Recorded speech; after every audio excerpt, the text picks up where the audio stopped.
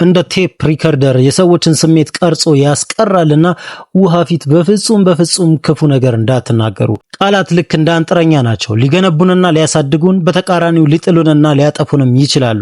ይሄንን የቃላት አቅም the power of words ብለን እንጠራዋለን። አንድ ወቅት ይሄንን ሐሳብ የሚያጠናክር ሳይንሳዊ ጥናት ይፋ ሆነ። ጊዜው ደግሞ 1994 እንደ አውሮፓውያን አቆጣጠር ነበር። ሰውየው ዶክተር ማሱሪ ኢሞቶ ይሰኛል። ጃፓናዊ ነው። የጥናት ሂደቱም ይሄንን ይመስላል። 3 ብርጭቆዎች ውስጥ ሩዝና ውሃ በእኩል መጠን አስቀመጠ። ለአንድ ወር ያህልም እየተመላለሰ አንደኛውን ብርጭቆ አመሰገነው፣ ሁለተኛውን የማትረባ ብሎ ረገመው፣ ሶስተኛውን ቃል ሳይተነፍስ በዝምታ አስቀመጠው። ከወር በኋላ ሲመለስ ምስጋና የቀረበለት ብርጭቆ ውስጥ የነበረው ውሃና ሩዝ መልካም መዓዛ ተጎናጸፈ። የማትረባ ያለው ደግሞ ጥቁር ቀለም ተላበሰ። በዝምታ ያለፈው ሶስተኛው ብርጭቆ ውሃና ሩዝ ሻገተ።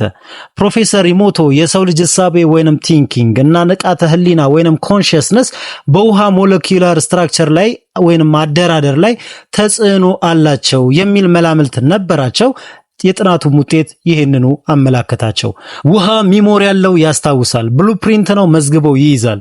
በብርጭቆ ውስጥ የተቀመጠ ጥቂት ውሃ ይሄን ያክል ለኢሞሽናችን ተጋላጭ ከሆነ ከ60 እስከ 80 ከመቶ የሚሆን የሰውነታችን አካል በውሃ የተዋቀረ የሰው ልጆች ላይ መጥፎ ቃላት ተጽዕኗቸው በእጅጉ ከፍ ይላል። አንድ መረጃ ልስጣችሁ። ውሃ የተሰኘው ሁለተኛው የሙዚቃ ስራዬ ተለቋልና ባዮ ላይ ባለው ሊንክ ግቡና አድምጡልኝ። ውሃ